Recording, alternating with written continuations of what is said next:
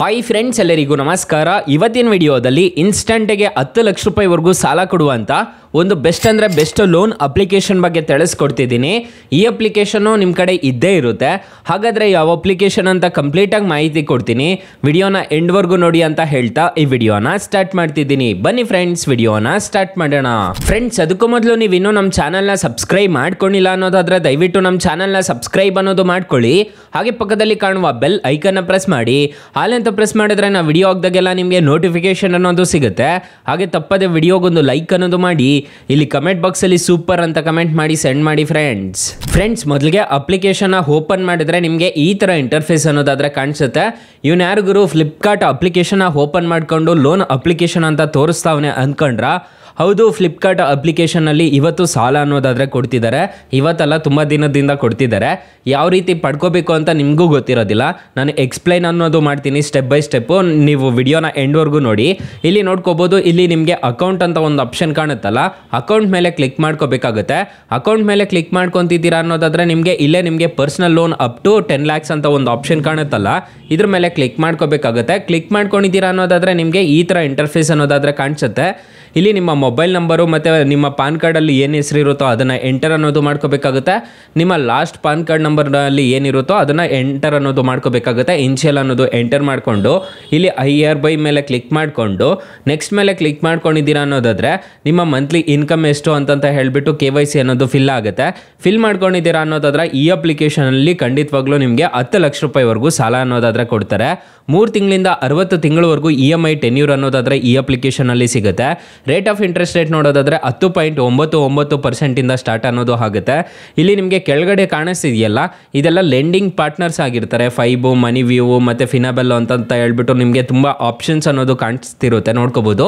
ಇವರೆಲ್ಲ lending partners ಆಗಿರ್ತಾರೆ ಈ ಅಪ್ಲಿಕೇಶನ್ಗೆ.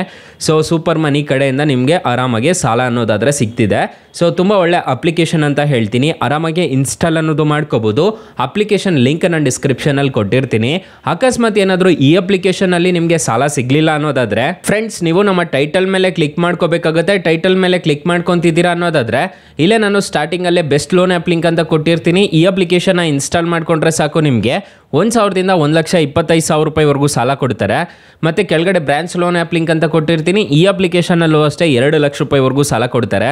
2 ಅಪ್ಲಿಕೇಶನ್ ಮಾತ್ರ ಬೆಂಕಿ ಅಪ್ಲಿಕೇಶನ್ಸ್ ಅಂತ ಹೇಳ್ತೀನಿ. ಆರಾಮಾಗಿ ಇನ್ಸ್ಟಾಲ್ ಅನ್ನೋದು ಮಾಡ್ಕೋಬಹುದು. ಫ್ರೆಂಡ್ಸ್, ಇನ್ನು ಮೈನ್ ಅಪ್ಲಿಕೇಶನ್ ವಿಚಾರಕ್ಕೆ ಬರೋದಾದ್ರೆ ಈ ಅಪ್ಲಿಕೇಶನ್ ಅಲ್ಲಿ ಎಷ್ಟೆಷ್ಟು ಇಂಟ್ರೆಸ್ಟ್ ರೇಟ್ಸ್ ಇರುತ್ತೆ ಅಂತ ತಿಳಿಸ್ಕೊಡ್ತೀನಿ ಬನ್ನಿ. ಫ್ರೆಂಡ್ಸ್, ಫಾರ್ ಎಕ್ಸಾಂಪಲ್ ಈ ಅಪ್ಲಿಕೇಶನ್ ಅಲ್ಲಿ 1,02,000 ರೂಪಾಯಿ ನೀವು ಸಾಲ ತಗೊಂತಿದ್ದೀರಾ ಅನ್ನೋದಾದ್ರೆ 2,000 ರೂಪಾಯಿ ಪ್ರೋಸೆಸಿಂಗ್ ಫೀಸ್ಗೆ ಅನ್ನೋದು ಹೋಗುತ್ತೆ. 2,400 ರೂಪಾಯಿ ಸ್ಟ್ಯಾಂಪ್ ಡ್ಯೂಟಿ ಚಾರ್ಜಸ್ ಅಂತ ಚಾರ್ಜ್ ಅನ್ನೋದು ಮಾಡ್ತಾರೆ.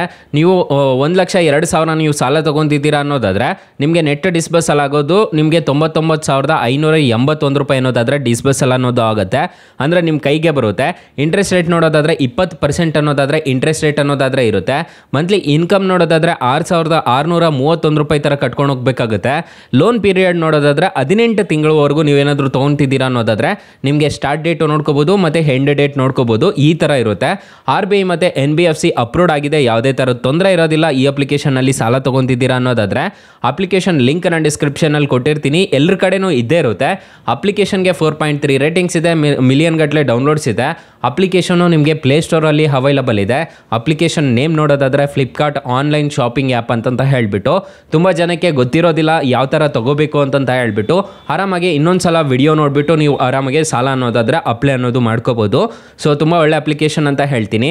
ಅಕಸ್ಮಾತ್ ಏನಾದರೂ ಈ ಅಪ್ಲಿಕೇಶನ್ ಅಲ್ಲಿ ನಿಮಗೆ ಸಾಲ ಸಿಗ್ಲಿಲ್ಲ ಅನ್ನೋದಾದ್ರೆ ಬೆಸ್ಟ್ ಲೋನ್ ಆ್ಯಪ್ ಲಿಂಕ್ ಅಂತ ಕೊಟ್ಟಿರ್ತೀನಿ. ಅದ್ರ ಮುಖಾಂತರ ನೀವು ಸಾಲಕ್ಕೆ ಅನ್ನೋದಾದ್ರೆ ಅಪ್ಲೈ ಮಾಡ್ಕೋಬಹುದು. ಸೊ ಗೈಸ್, ಇಷ್ಟು ಹೇಳ್ತಾ ಈ ವಿಡಿಯೋನ ಎಂಡ್ ಮಾಡ್ತಿದ್ದೀನಿ. ಈ ವಿಡಿಯೋ ಏನಾದರೂ ಇಷ್ಟ ಆಗಿದ್ರೆ ದಯವಿಟ್ಟು ಲೈಕ್ ಮಾಡಿ, ಶೇರ್ ಮಾಡಿ, ಸಬ್ಸ್ಕ್ರೈಬ್ ಮಾಡ್ಕೊಳ್ಳಿ. Thank you for watching. Bye. ಮುಂದಿನ ವಿಡಿಯೋದಲ್ಲಿ ಸಿಗೋಣ. ಜೈ ಹಿಂದ್.